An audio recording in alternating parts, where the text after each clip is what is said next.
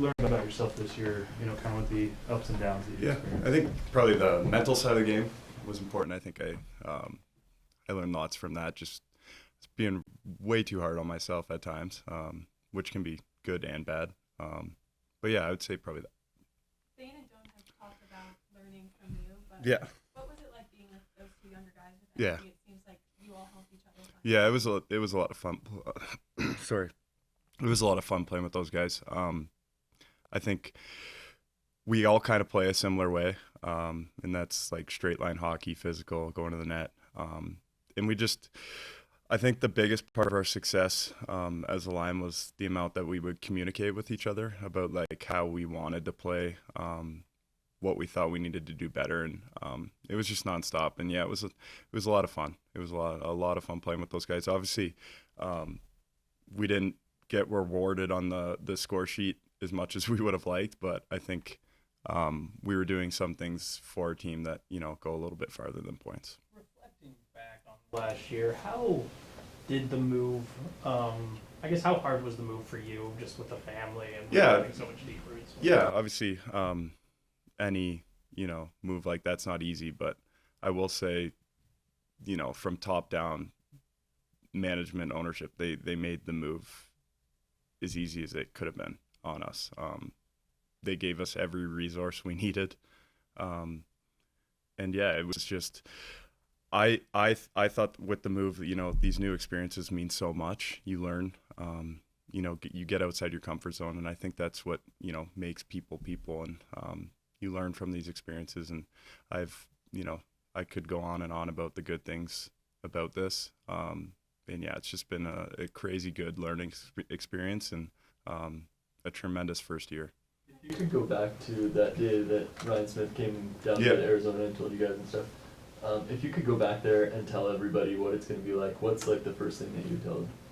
Sorry, if I could. Like this is a hypothetical, you could travel back in time. Yeah, and just talk about like. And yeah, like what would you tell them about the move to Utah and what it would be like? I think I would say it would be an unbelievable experience, and when we had that meeting, Ryan and his wife, they came in, they pulled up a chair like you guys are sitting in, and we just had an honest conversation. And he's talked about what he said about just trust us.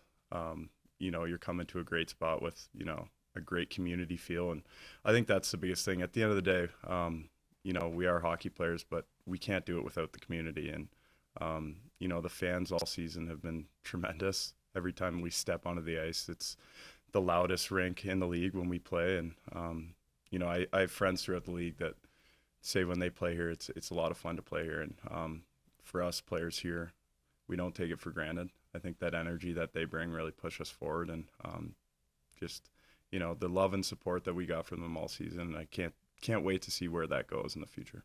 You mentioned being too hard on yourself. What helped you, get out of your head and kind of turn a corner like that in the second half? Yeah, I think that break that we had, the Four Nations break, I was able to take the week and do some reflecting. And at the end of the day, you can't change the past, right? And that was kind of a great week for me to reflect on what was going wrong, realizing why it was going wrong, and then nip it in the butt and get back to playing the way that I know I can play. And I think I did a better job of that.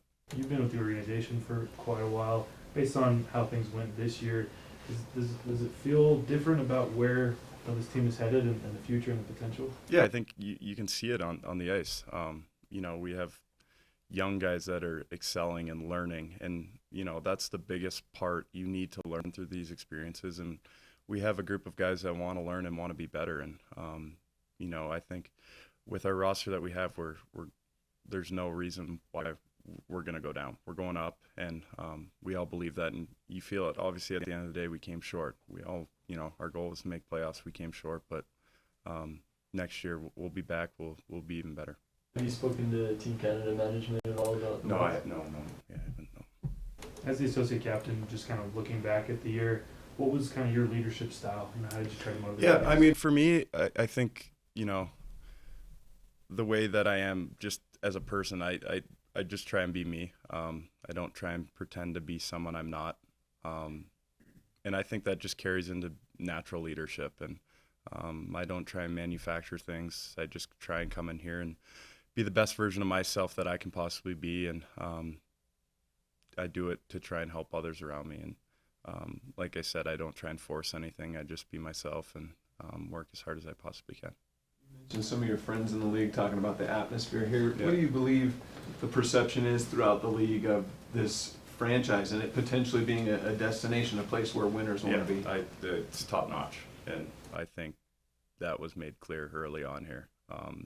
You know, everything that we've gone through, you know, we talked about moving here and how difficult that was.